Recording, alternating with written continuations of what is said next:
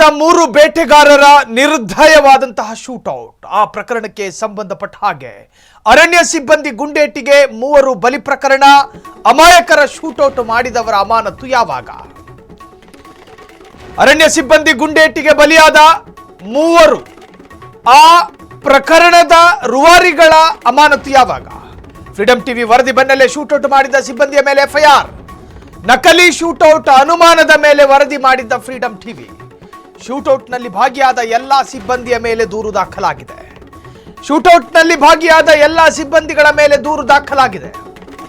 Hanur police ಠಾಣೆಯಲ್ಲಿ FIR ದಾಖಲಾಗಿತ್ತು. ನಿನ್ನೆಯಿಂದಲೂ ಸತತವಾಗಿ ಅಭಿಯಾನ ಮಾಡಿದ್ದ ಫ್ರೀಡಂ ಟಿವಿ. ಸತ್ಯಕ್ಕಾಗಿ ಆಗ್ರಹಿಸಿ ನಿಮ್ಮ ಫ್ರೀಡಂ ಟಿವಿ ಅಭಿಯಾನ. ಈ ಅಭಿಯಾನಕ್ಕೆ ನೀವು ಕೈ ಜೋಡಿಸಿ. ನಕಲಿ ಎನ್ಕೌಂಟರ್ ಬಗ್ಗೆ ವ್ಯಾಪಕ ಟೀಕೆ ಕೇಳಿ ಬಂದಿದ್ದವು. ರಾಜ್ಯದಲ್ಲಿ ಅನೇಕ ಶೂಟೌಟ್ಗಳಾಗಿದ್ದಾವೆ. ಆದರೆ ನಮ್ಮ ರಾಜ್ಯದ ಶಾಗ್ಯ ಎನ್ನುವಂತಹ ಪ್ರದೇಶದಲ್ಲಿ ನಡೆದಿದ್ದಂತಹ ಶೂಟೌಟ್ ಇದು ನಕಲಿ ಅಂತೇಳಿ ಅಂದಾಜು ಮಾಡಿದ್ದು ನಿಮ್ಮ ಫ್ರೀಡಂ ಟಿವಿ. ನಿನ್ನೆಯಿಂದಲೂ ಕೂಡ ವಿಸ್ತೃತವಾಗಿ ಸುದ್ದಿಯನ್ನ ಬ್ರೇಕ್ ಮಾಡಿದ್ವಿ. ಈ ಶೂಟೌಟ್ ಒಂದು ಅನ್ಯಾಯಯುತವಾದಂತಹ ಶೂಟೌಟ್. ನಕಲಿ ಶೂಟೌಟ್ನಲ್ಲಿ ಸತ್ತವರಿಗೆ 3 ಕೋಟಿ ಕೊಡಿ ಸಿಎಂ ಅವರೇ. ಮುಖ್ಯಮಂತ್ರಿಗಳೇ ಸತ್ತವರ ಕುಟುಂಬಕ್ಕೆ ನ್ಯಾಯ ಕೊಡಿಸಿ. ಗುಂಡೇಟಿಗೆ ಬಲಿಯಾದವರನ್ನೇ ನಂಬಿಕೊಂಡಿದ್ದ ಕುಟುಂಬಸ್ಥರು ಆಧಾರ ಸ್ತಂಭ ಆಗಿದ್ರು. ಅವರೆಲ್ಲ ಕುಟುಂಬಸ್ಥರಿಂದ ಸೂಕ್ತ ಪರಿಹಾರಕ್ಕೆ ಪಟ್ಟು ಅಹೋರಾತ್ರಿ ಹೋರಾಟ. ಹನೂರು ಪೊಲೀಸ್ ಠಾಣೆಯ ಮುಂದೆ ಅಹೋರಾತ್ರಿ ಧರಣಿ ಕೂತ್ಕೊಂಡಿದ್ದಾರೆ. 2 ಕೋಟಿ ರೂಪಾಯಿ ಪರಿಹಾರ, ಸರ್ಕಾರಿ ನೌಕರಿ ಸೇರಿದಂತೆ ಮಕ್ಕಳ ವಿದ್ಯಾಭ್ಯಾಸದ ಹೊಣೆ ಸರ್ಕಾರವೇ ಭರಿಸೋದಕ್ಕೂ ಕೂಡ ಆಗ್ರಹ.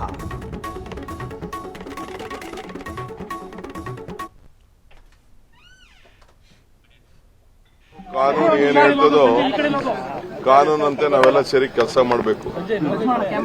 ಕಾನೂನು ಏನ್ ಹೇಳ್ತದೆ ಅದು ಮನಕ್ಕೆ ಮಾಡಬೇಕು. ಪತ್ರ ತಂದು ಕೊಟ್ಟಿದ್ದಾರೆ ಅಂತ ಹೇಳಿದ್ರು ನಾ ಇನ್ನ ನೋಡಿಲ್ಲ, ನಾನು ನೋಡ್ತೀನಿ. ಕಾನೂನು ಏನ್ ಹೇಳ್ತದೋ ಕಾನೂನಂತೆ ನಾವೆಲ್ಲ ಸೇರಿ ಕೆಲಸ ಮಾಡಬೇಕು. ಕಾನೂನು ಏನ್ ಹೇಳ್ತದೆ ಅದು ಮನಕ್ಕೆ ಮಾಡಬೇಕು. ಪತ್ರ ತಂದು ಕಾನೂನು ಏನು ಹೇಳುತ್ತೋ ಅದನ್ನ ನಾವು ಮಾಡಬೇಕು. ಆದರೆ ಅರಣ್ಯ ಪ್ರದೇಶದಲ್ಲಿ 3 ಅಮಾಯಕರ ಎದೆಯ ಮೇಲೆ ಗುಂಡು ಹೊಡೆದ್ರಲ್ಲ ಅಧಿಕಾರಿಗಳು, ಅವರಿಗೆ ಯಾವ ಕಾನೂನಿನ ಪರಿಜ್ಞಾನವೂ ಇರಲಿಲ್ವಾ? ಅವರಿಗೆ ಕಾನೂನಿನ ಅರಿವಿರಲಿಲ್ವಾ? ಅರಣ್ಯ ಅಧಿಕಾರಿಗಳಿಗೆ ಪ್ರತ್ಯೇಕವಾದಂತಹ ತರಬೇತಿಗಳನ್ನು ಕೊಡಲಾಗುತ್ತೆ, ಗನ್ ಕೊಡಲಾಗುತ್ತೆ, ಗನ್ನಿಗೆ ಬುಲೆಟ್ ಕೊಡಲಾಗುತ್ತೆ. ಆದರೆ ಆ ಬುಲೆಟ್ ಫೈರ್ ಎಲ್ಲಾಗಬೇಕು, ಯಾಕಾಗಬೇಕು ಅನ್ನೋ ಮಾನದಂಡಗಳನ್ನೂ ಕೊಡಲಾಗಿರುತ್ತೆ. ಆದರೆ ಮೊನ್ನೆಯ ಶೂಟೌಟ್ನಲ್ಲಿ ಯಾವ ಮಾನದಂಡಗಳನ್ನು ಅವ್ರು ಪಾಲಿಸಿದ್ರು? ಸರ್ಕಾರಕ್ಕೆ ಹೊಣೆಗಾರಿಕೆ ಇದೆ. ಈ ಕೊಲೆ ಕೇಸನ್ನು ಒಪ್ಕೋಬೇಕಾಗಿರೋದು ಸರ್ಕಾರ. ಹೌದು, ನಡೆದು ಹೋಯಿತು, ಅಚಾತುರ್ಯ ಅಲ್ಲ ಇದು. ಅಚಾತುರ್ಯನೋ ಆಕಸ್ಮಿಕನೋ ಅಂತ ಹೇಳೋದಕ್ಕೆ ಬರೋದಿಲ್ಲ. ಫ್ರೀಡಂ ಟಿವಿ ಕೂಗಿ ಹೇಳ್ತಾ ಇದೆ, ಸತ್ತವರ ಕುಟುಂಬಸ್ಥರಿಗೆ ನೀವು ಪರಿಹಾರ ಕೊಡಬೇಕು. 30 ಲಕ್ಷ ಕೊಟ್ಟು ಕೈ ತೊಳಿಬಾರ್ದು, ಬದಲಾಗಿ 3 ಕೋಟಿ ರೂಪಾಯಿ ಕೊಡಬೇಕು ತಲಾ ಸತ್ತವರಿಗೆ. ಇದು ಒಂದು ಅತಿ ಅನ್ಯಾಯಯುತವಾದಂತಹ ಶೂಟೌಟು. ಅರಣ್ಯಕ್ಕೆ ಬರುವ ಪ್ರತಿಯೊಬ್ಬನನ್ನು ನೀವು ಎನ್ಕೌಂಟರ್ ಮಾಡ್ತೀರಿ ಅನ್ನೋದಾದ್ರೆ ನಮ್ಮ ರಾಜ್ಯದಲ್ಲಿ ಅದೆಷ್ಟೋ ಎಕರೆ ಅರಣ್ಯ ಪ್ರದೇಶಗಳಿದಾವೆ. ಸೌದೆ ಪುಳ್ಳೆಗೂ ಬರ್ತಾರೆ ಜನ ಕಾಡೊಳಗೆ. ಅರಣ್ಯ ಸಿಬ್ಬಂದಿ ಗುಂಡೇಟಿಗೆ 3 ಬಲಿ ಪ್ರಕರಣ. ಸಿಎಂ ಡಿಕೆ ಶಿವಕುಮಾರ್ ಸರ್ಕಾರಕ್ಕೆ ಎನ್ಕೌಂಟರ್ ಕೇಸ್ ತಲೆಬಿಸಿಯಾಗಿದೆ. ಪ್ರಕರಣದ ಬಗ್ಗೆ ಸಿಎಂ ಡಿಕೆ ಸರ್ಕಾರದ ಎಚ್ಚರಿಕೆಯ ನಡೆ. ಶೂಟೌಟ್ಗೆ ಕಾರಣ ಏನು ಅಂತ ಮಾಹಿತಿ ಸಂಗ್ರಹ. ಈಗಾಗಲೇ ಮ್ಯಾಜಿಸ್ಟ್ರೇಟ್ ತನಿಖೆಗೆ ಸರ್ಕಾರದ ಆದೇಶವೂ ಇದೆ. ಸದನದಲ್ಲಿ ನಾಳೆ ಪ್ರಕರಣ ಪ್ರತಿಧ್ವನಿ ಸಾಧ್ಯತೆ, ಚರ್ಚೆ ಆಗಬೇಕು. ನಾಳೆ ಅಧಿಕಾರಿಗಳ ಜೊತೆಗೆ ಸಿಎಂ ಮಹತ್ವದ ಸಭೆ. ಪರಿಹಾರ ವಿತರಣೆಯ ಬಗ್ಗೆ ಮಹತ್ವದ ಸಭೆ ನಡೆಸಲಿರುವ ಸಿಎಂ ಡಿಕೆ ಶಿವಕುಮಾರ್. ನಾಳೆ ಸದನದಲ್ಲಿ ಅಧಿವೇಶನ ನಡೆಯುತ್ತಲ್ಲ, ಸೋಮವಾರದ ದಿನ ಬೆಳಿಗ್ಗೆಯಿಂದಲೇ ಪ್ರಾರಂಭಗೊಳ್ಳುತ್ತೆ. ಆ ಸಂದರ್ಭದಲ್ಲಿ ಈ ಶೂಟೌಟ್ ಪ್ರಕರಣ ವಿಸ್ತೃತವಾಗಿ ಚರ್ಚೆ ಆಗಲಿ. ಅದಾದ ಮೇಲೆನೆ ರಾಜ್ಯದ ಅಭಿವೃದ್ಧಿಯ ಬಗ್ಗೆ ಚರ್ಚೆ ಮಾಡಲಿ. ಅದಾದ ನಂತರವೇ ಇಲಾಖಾವಾರು ಚರ್ಚೆಗಳಾಗಲಿ. ಮೊದಲು ಮನುಷ್ಯನ ಜೀವಕ್ಕೆ ಬೆಲೆ ಇಲ್ವೇನ್ರಿ? ಈ ರಾಜ್ಯದಲ್ಲಿ ನಾಯಿಯೊಂದು ರಸ್ತೆ ಮಧ್ಯೆ ಅಪಘಾತ ಆಗಿ ಸತ್ತು ಹೋದ್ರೆ ಇದು ಹಿಟ್ ಅಂಡ್ ರನ್ ಕೇಸ ಅಂತೇಳಿ ಟ್ರಾಫಿಕ್ ಪೊಲೀಸ್ನವರು ಉಲ್ಲೇಖ ಮಾಡ್ತಾರೆ. ಸಿಸಿಟಿವಿ ದೃಶ್ಯಾವಳಿಗಳನ್ನು ಆಧರಿಸಿಕೊಂಡು ಹಿಟ್ ಯಾರು ಮಾಡೋದನ್ನ ಅವನ್ನ ಹುಡ್ಕೊಂಡು ಹೋಗೋ ಪ್ರಯತ್ನಗಳಾಗ್ತವೆ. ಆದರೆ ಇಲ್ಲಿ ಮನುಷ್ಯನನ್ನು ಅತ್ಯಂತ ನಿರ್ದಯವಾಗಿ ಕಾಡು ಮಧ್ಯದಲ್ಲಿ ಕೊಲ್ಲಲಾಗಿದೆ. ಇದನ್ನ ಕೊಲೆ ಅಂತಾನೆ ಹೇಳಬೇಕು, ಶೂಟೌಟ್ ಅಲ್ಲ ಇದು. ಅಂತೋಣಿಯನ್ನ ನಂಬಿ ಕೂತಿದ್ದ ಹೆಂಡತಿ ಇವತ್ತು ಗಂಡು ಸತ್ತು ಮುಂಡೆ. ಅಂತೋಣಿಯನ್ನೇ ನಂಬಿಕೊಂಡು ಕೂತಿದ್ದ ತಾಯಿ ಇವತ್ತು ಆಧುನಿಕ ಅನಾಥೆ. ಆಕೆಗೆ ಯಾರು ಉತ್ತರ ಕೊಡ್ತಾರೆ? ಆಕೆಗೆ ಯಾರು ಉತ್ತರ ಕೊಡ್ತಾರೆ? ಈ ಎನ್ಕೌಂಟರ್ ಅನ್ನು ಸಮರ್ಥಿಸಿಕೊಳ್ಳುವಂತಹ ಅಷ್ಟು ಇಲಾಖಾಧಿಕಾರಿಗಳು ಅರ್ಥ ಮಾಡ್ಕೊಳ್ಳಿ. ಕಾಡಿಗೆ ಬರುವವರನ್ನೆಲ್ಲ ನೀವು ಕೊಲ್ಲುವುದಾದರೆ ಈ ರಾಜ್ಯದಲ್ಲಿ ಎಷ್ಟು ಎಕರೆ ಪ್ರದೇಶ ಕಾಡುಗಳಿದಾವೆ? ಸೌದೆ ಪುಳ್ಳೆಗೂ ನಮ್ಮ ಜನ ಕಾಡಿಗೆ ಹೋಗ್ತಾರೆ. ಈ ಬಗ್ಗೆ ಹೆಚ್ಚಿನ ಡೀಟೇಲ್ಸ್ ಕೊಡೋದಕ್ಕೆ ಹಿರಿಯ ಪ್ರತಿನಿಧಿ ರಾಘವೇಂದ್ರ ಫೋನ್ ಸಂಪರ್ಕದಲ್ಲಿ. ರಾಘವೇಂದ್ರ, ಎಲ್ಲ ಒಂದು ಕಡೆ ನಿನ್ನೆಯಿಂದಲೂ ಕೂಡ ಫ್ರೀಡಮ್ ಟಿವಿಯ ಸ್ಕ್ರೀನ್ ಮೇಲೆ ನಾವು ಕೂಗಿ ಕೂಗಿ ಹೇಳ್ತಾ ಇದ್ವಿ, ಇದೊಂದು ನಕಲಿ ಎನ್ಕೌಂಟರ್ ಕ್ವಶನ್ ಮಾರ್ಕ್ ಅನ್ನು ಉಲ್ಲೇಖ ಮಾಡ್ತಾ ಇದ್ವಿ.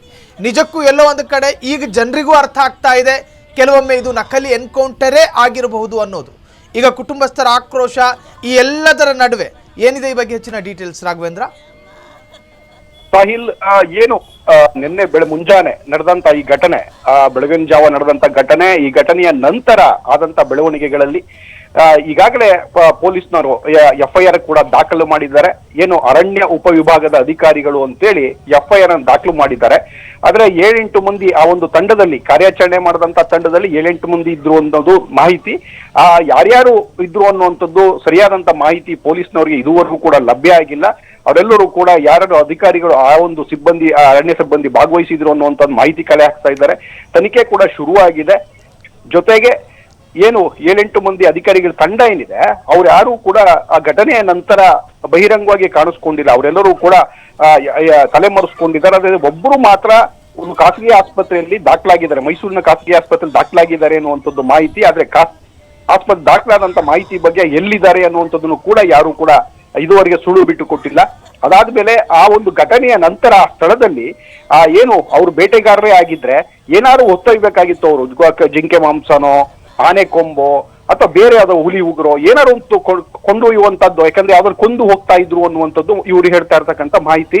ಆದ್ರೆ ಕೊಂದು ಹೋಗ್ತಾ ಇದ್ದಿದ್ರೆ ಎಲ್ಲಿ ಅದು ಜಿಂಕೆ ಮಾಂಸ ಎಲ್ಲಿ, ಅವ್ರ ಇದ್ದಂತ ಶಸ್ತ್ರಾಸ್ತ್ರಗಳಲ್ಲಿ ಇದ್ಯಾವುದೂ ಕೂಡ ಬೇರೆ ಹೇಳ್ತಾ ಇದೆ. 2 ನಾಡಬಂದೂಕು ಸಿಕ್ಕಿದೆ ಅನ್ನುವಂಥದ್ದನ್ನ ಕೇವಲ ಮಾಹಿತಿ ಹೇಳ್ತಾ ಇದ್ದಾರೆ. ಆದ್ರೆ ಅದನ್ನ ಪ್ರದರ್ಶನ ಮಾಡ್ತಾ ಇಲ್ಲ ಮಾಧ್ಯಮಗಳ ಮುಂದೆ. ಇವೆಲ್ಲವೂ ಕೂಡ ಅನುಮಾನದ ಹುತ್ತ ಬೆಳಿತಾನೆ ಹೋಗ್ತಾ ಇದೆ. ಇದೊಂದು ನಕಲಿ ಎನ್ಕೌಂಟರ್ ಅನ್ನುವಂಥದ್ದು ಮಾಹಿತಿ. ಇದರ ಜೊತೆಗೆ ಏನು ಅಂತೋನಿ ಸ್ವಾಮಿ ಅವರ ಪತ್ನಿ ಲೂರ್ದ್ ಮೇರಿ ಬಹಳ ಡೀಟೇಲ್ಸ್ ಆಗಿ ಒಂದು ದೂರನ್ನ ಕೊಟ್ಟಿದ್ದಾರೆ.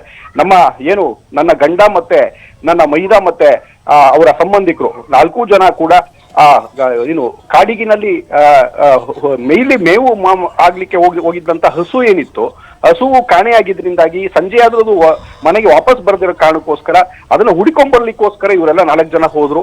ಇಡೀ ರಾತ್ರಿ ಅವರು ಮನೆಗೆ ವಾಪಸ್ ಬರಲಿಲ್ಲ. ಆ ಕಾರಣಕ್ಕೋಸ್ಕರ ನಾವು ಕೂಡ ಸರ್ಚ್ ಮಾಡುದು, ಬೆಳಗ್ಗೆ ಅದು ಬರಲೇ ಇಲ್ಲ. ಅಷ್ಟೊತ್ತಿಗೆ ಪೀಟರ್ ಅನ್ನುವಂಥ ವ್ಯಕ್ತಿ, ಏನು ಅವರ ಒಬ್ಬ ಬದುಕುಳಿದಂತ ಒಬ್ಬ ವ್ಯಕ್ತಿ ಫೋನ್ ಮಾಡಿ ಈ ರೀತಿ ನಾವು ಬಂಡೆಕಲ್ ಮೇಲೆ ಮಲಗಿದಂತ ಸಂದರ್ಭದಲ್ಲಿ ನಮ್ಮ ಏಕಾಏಕಿ ಗುಂಡಿನ ದಾಳಿ ಆಗಿದೆ ಅಂತೇಳಿ ಆತ ಮಾಹಿತಿ ಕೊಟ್ಟಿದ್ದಾನೆ. ಹಾಗಾಗಿ ಇದು ಫೇಕ್ ಎನ್ಕೌಂಟರ್, ಮಲಗಿದ್ದವರ ಮೇಲೆ ಏನು ಅರಣ್ಯ ಸಿಬ್ಬಂದಿ ಗುಂಡಿನ ದಾಳಿ ಮಾಡಿರ್ತಕ್ಕಂಥದ್ದು ಅನ್ನುವಂತ ಆರೋಪವನ್ನ ಮಾಡಿ ದೂರನ್ನ ಕೂಡ ದಾಖಲಿಸಿದ್ದಾರೆ ಲೂರ್ದ್ ಮೇರಿ. ಅದರ ಆಧಾರದ ಮೇಲೆ ಪೊಲೀಸ್ನವರು ಕೂಡ FIR ಮಾಡಿದ್ದಾರೆ. FIR ಮಾಡಿದ ನಂತರ ಅರಣ್ಯ ಸಿಬ್ಬಂದಿಯನ್ನ ಯಾಕೆ ಇದುವರೆಗೆ ವಿಚಾರಣೆಗೆ ಒಳಪಡಿಸಿಲ್ಲ? ಅಟ್ಲೀಸ್ಟ್ ಅವರನ್ನ ಬಂಧಿಸೋದು ಒಂದ್ ಕಡೆ ಆದ್ರೆ ಅದನ್ನ ವಿಚಾರಣೆಗೆ ಒಳಪಡಿಸಬೇಕಾಗಿತ್ತು. ಅದೇನ್ ಮಾಹಿತಿ, ಸತ್ಯಾಸತ್ಯತೆ ಏನು ಅಂತ ತಿಳ್ಕೊಳ್ಳೋದಕ್ಕೆ ಈಗಾಗಲೇ ಪ್ರಯತ್ನ ಮಾಡಬೇಕಾಗಿತ್ತು. ಅಲ್ಲಿಂದ ಜಿಲ್ಲಾ ಉಸ್ತುವಾರಿ ಸಚಿವರು ಕೂಡ ಬಹಳ ಸ್ಪಷ್ಟವಾಗಿ ಹೇಳ್ತಾ ಇದ್ದಾರೆ ಇದು ಫೇಕ್ ಎನ್ಕೌಂಟರ್ ಅಂತೇಳಿ. ಆ ಭಾಗದ ಶಾಸಕರು ಹೇಳ್ತಾ ಇದ್ದಾರೆ, ನನಗೂ ಮೇಲ್ನೋಟಕ್ಕೆ ಒಬ್ಬೊಬ್ಬ ಅಧಿಕಾರಿ ಒಂದೊಂದು ರೀತಿಯ ಮಾಹಿತಿಯನ್ನ ಕೊಡ್ತಾ ಇದ್ದಾರೆ, ಇದು ಫೇಕ್ ಎನ್ಕೌಂಟರ್ ಅನ್ನೋದು ಕೂಡ ಹೇಳ್ತಾ ಇದ್ದಾರೆ. ಹೀಗಾಗಿ ಒಂದು ಅರಣ್ಯ ಇಲಾಖೆ ಮೇಲೆ ಭಾರಿ ದೊಡ್ಡ ಪ್ರಮಾಣದ ಒಂದು ಅಪಾದನೆ ಈ ಒಂದು ಹಂತದಲ್ಲಿ ನಿಂತಿರ್ತಕ್ಕಂಥದ್ದು. ಇದನ್ನ ಸರಿಯಾದಂತ ರೀತಿಯಲ್ಲಿ ತನಿಖೆ ಮಾಡಿ ಆ ಎಲ್ಲ ಏನು ಅರಣ್ಯ ಸಿಬ್ಬಂದಿ ಅಮಾಯಕರನ್ನ ಜೀವ ಬಲಿ ತಗೊಂಡಂತ ಇನ್ನು ಅರಣ್ಯ ಅಧಿಕಾರಿಗಳಿರ್ಬೋದು, ಆ ಸಿಬ್ಬಂದಿ ಇರ್ಬೋದು, ಅವ್ರಿಗೆ ಒಂದು ಶಿಕ್ಷೆಗೆ ಗುರಿಪಡಿಸಲಿಲ್ಲ ಅಂತಂದ್ರೆ ಅರಣ್ಯದಲ್ಲಿ ಯಾರು ಕೂಡ ಸಾರ್ವಜನಿಕರು ಆರಾಮಾಗಿ ಯಾವುದೇ ಕಾರಣಕ್ಕೆ ಬೇರೆ ಒಂದು ಏನು ಬರೀ ಅನ್ಯ ಚಟುವಟಿಕೆಗಳು, ಅಕ್ರಮ ಚಟುವಟಿಕೆಗಳು ಅಂತ ಅಲ್ಲ, ಬೇರೆ ಸಹಜ ಚಟುವಟಿಕೆಗಳು ಕೂಡ ಅರಣ್ಯದ ಕಡೆಗೆ ಹೋಗ್ಲಿಕ್ಕೆ ಆಗದೇ ಇರುವಂತ ಪರಿಸ್ಥಿತಿ ನಿರ್ಮಾಣ ಆಗುತ್ತೆ. ಯಾಕಂದ್ರೆ ಎಲ್ಲಿ ನಿಂತಿದ್ರೆ ಯಾರು ಗುಂಡೇಟ್ ಆಗ್ತಾರೆ ಅನ್ನುವಂಥದ್ದೇ ಗೊತ್ತಾಗಲ್ಲ. ಈಗಾಗಲೇ ಚಾಮರಾಜನಗರ ಭಾಗದಲ್ಲಿ ವೀರಪ್ಪನ್ ಊಟಳ ಇದ್ದು ಒಂದು 20 ವರ್ಷಗಳ ಕಾಲ ಅವರಿಗೆ ಜನ ಜರ್ಜರಿತರಾಗಿದ್ರು. ವೀರಪ್ಪನ್ ಸತ್ತ ನಂತರ ಒಂದಷ್ಟು ನಿರಾಳವಾಗಿದ್ರು. ಆದ್ರೆ ಏಕಾಏಕಿ ಅರಣ್ಯ ಸಿಬ್ಬಂದಿ ಈ ರೀತಿ ಕಾಡಿಗೆ ಹೋಗದೇ ದೊಡ್ಡ ತಪ್ಪು ಅನ್ನುವಂತ ರೀತಿಯಲ್ಲಿ ಏನು ಆಸುಪಾಯಿ ಗ್ರಾಮಸ್ಥರುಗಳ ಮೇಲೆ ಈ ರೀತಿಯ ಒಂದು ದೌರ್ಜನ್ಯ ದಬ್ಬಾಳಿಕೆ ಮಾಡ್ತಾ ಇರ್ತಕ್ಕಂಥದ್ದು ಸಾರ್ವಜನಿಕರ ಆಕ್ರೋಶಕ್ಕೂ ಕೂಡ ಕಾರಣ ಆಗ್ತಾ ಇದೆ ಸಾಯಿ. ರಾಘವೇಂದ್ರ, ನಿಮ್ಮ ವಿವರಣೆಯಲ್ಲೇ ಒಂದಷ್ಟು ವಿಚಾರಗಳನ್ನು ಗಮನಿಸ್ತಾ ಇದ್ದೆ. ನೋಡಿ, ಈ ಮ್ಯಾಸಿವ್ ಎನ್ಕೌಂಟ್ರು, ಒಂದಕ್ಕಿಂತ ಹೆಚ್ಚು ಜೀವಗಳು ಅಲ್ಲಿ ಬಲಿಯಾಗಿದ್ದಾವೆ. ನೋಡಿ, ವೀರಪ್ಪನು ಮಾಡ್ತಾ ಇದ್ದಂತಹ ನಾಡದ್ರೋಹದ ಕೃತ್ಯಗಳು, ಆಮೇಲೆ ಕಾನೂನು ಉಲ್ಲಂಘನೆಯ ಕೃತ್ಯಗಳು, ಆತನ ಕೃತ್ಯದ ತಾತ್ಪರ್ಯ ಆತನನ್ನ ರೇಡ್ ಮಾಡೋದಕ್ಕೆ ಬಂದಂತಹ ಪೊಲೀಸರನ್ನ ತಡೀತಾ ಇದ್ದ. ಆದರೆ ಇಲ್ಲಿ ನಡೆದಿರುವಂತಹದ್ದು ಹನೂರ್ನಲ್ಲಿ ಕಾಡಿಗೆ ಬಂದವರನ್ನ ತಡೆಯುವಂತಹ ಪ್ರಯತ್ನಕ್ಕೆ ವೀರಪ್ಪನ ಏನು ಕ್ರಮನ ತಗತ್ತಿದ್ನೋ, ಪೊಲೀಸರ ಮೇಲೆ ಗುಂಡೊಡೆಯುವಂತಹದ್ದು, ಅದೇ ಪ್ರಯತ್ನ ಅಲ್ವಾ ಪೊಲೀಸರ ಕಡೆಯಿಂದಲೂ ಕೂಡ ನಡೆದಿರೋದು? ನನಗಿಲ್ಲಿ ವ್ಯತ್ಯಾಸಗಳು ಅರ್ಥ ಆಗ್ತಾ ಇಲ್ಲ. ಹೌದು ಸಾಹಿಲ್, ಇದು ಅಕ್ಷರಶಃ ನೀವ್ ಹೇಳ್ತಿರೋದ್ರಲ್ಲಿ ಸತ್ಯ ಇದೆ. ಯಾಕೆಂತಂದ್ರೆ ಏನು ಅರಣ್ಯ ಇಲಾಖೆ ಸಿಬ್ಬಂದಿ ಇರ್ಬೋದು, ಅರಣ್ಯಾಧಿಕಾರಿಗಳಿರ್ಬೋದು, ಅವರು ಒಂದು ಕಾನೂನಿನ ಚೌಕಟ್ಟಿನಲ್ಲಿ ಕೆಲಸ ಮಾಡ್ತಕ್ಕಂತ ಒಂದು ವ್ಯಾಪ್ತಿ ಇರುತ್ತೆ ಅವ್ರಿಗೆ. ಆ ವ್ಯಾಪ್ತಿ ಮೀರಿ ಕೂಡ ಕೆಲಸ ಮಾಡುವಾಗಿಲ್ಲ. ಈಗ ಎಲ್ಲರೂ ಹೇಳ್ತಾ ಇರ್ತಕ್ಕಂಥ ಜಿಲ್ಲಾ ಉಸ್ತುವಾರಿ ಸಚಿವರು ಪುಟ್ಟರಂಗ ಶೆಟ್ಟಿ ಅವರು ಕೂಡ ನೇರವಾಗಿ ಹೇಳಿರುವಂತದ್ದೇ. ಅವರು ಏಕಾಏಕಿ ಯಾಕೆ ದಾಳಿ ಮಾಡಿದ್ರು, ಅವ್ರಿಗೆ ಗಾಳಿಯಲ್ಲಿ ಗುಂಡಾರಿಸಲಿಕ್ಕೆ ಕೂಡ ಅವಕಾಶ ಇತ್ತು, ಎಚ್ಚರಿಕೆಯನ್ನ ಕೊಡ್ಲಿಕ್ಕೆ ಅವಕಾಶ ಇರುತ್ತೆ. ಇವೆಲ್ಲವನ್ನ ಮಾಡಿ ಅದಾದ ನಂತರ ಅವ್ರ ಕಡೆಯಿಂದ ಆ ಕೌಂಟರ್ ಅಟ್ಯಾಕ್ ನಿಲ್ಲದೆ ಹೋದಂತ ಸಂದರ್ಭದಲ್ಲಿ ಮಾತ್ರ ಇವರು ಎನ್ಕೌಂಟರ್ ಮಾಡ್ಲಿಕ್ಕೆ ಅಥವಾ ಶೂಟ್ ಔಟ್ ಮಾಡ್ಲಿಕ್ಕೆ ಆದೇಶ ಇರುತ್ತೆ. ಅಥವಾ ಆ ತರದ ಪರಿಸ್ಥಿತಿ ನಿರ್ಮಾಣ ಆದಾಗ ಅವರು ಪ್ರಾಣ ರಕ್ಷಣೆಗೆ ಮಾಡ್ಕೊಳ್ಳುವಂಥದ್ದು ಸಹಜ. ಆ ತರದ ಹಂತಕ್ಕೆ ಹೋದಾಗ ಮಾತ್ರ ಮಾಡ್ಬೇಕಾಗಿತ್ತು. ಆದ್ರೆ ಮಲಗಿದ್ದವ್ರ ಮೇಲೆ ಇವ್ರ ಮೇಲೆ ಒಂದು ಅಟ್ಯಾಕ್ ಆಗಿರ್ತಕ್ಕಂಥದ್ದು ಅನ್ನುವಂಥದ್ದನ್ನ ಉಸ್ತುವಾರಿ ಸಚಿವರೇ ಹೇಳ್ತಾ ಇದ್ದಾರೆ.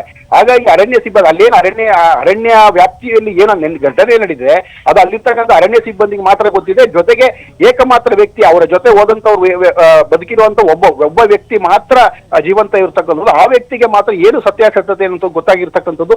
ಬಹುಶಃ ಆ ವ್ಯಕ್ತಿಯನ್ನ ಹೇಳಿಕೆಯನ್ನ ಸಮಗ್ರವಾಗಿ ಹೇಳಿಕೆಯನ್ನ ಪಡ್ಕೊಂಡು ಸರಿಯಾದ ಹಾದಿನಲ್ಲಿ ಪೊಲೀಸ್ನವರು ತನಿಖೆ ಮಾಡಿದ್ದೆ ಆದ್ರೆ ಇದರಲ್ಲಿ ಏನು ನಡೆದಿದೆ, ಏನು ಘಟನೆ ನಡೆದಿದೆ ಅನ್ನೋಂಥದ್ದು ಇಷ್ಟರಲ್ಲೇ ಅದು ಸತ್ಯಾಂಶ ಹೊರಗಡೆ ಬರುತ್ತೆ ಸಾಯಿ. Thank you so much Raghavendra, ತಮ್ಮೆಲ್ಲ ಡೀಟೇಲ್ಸ್ಗೆ.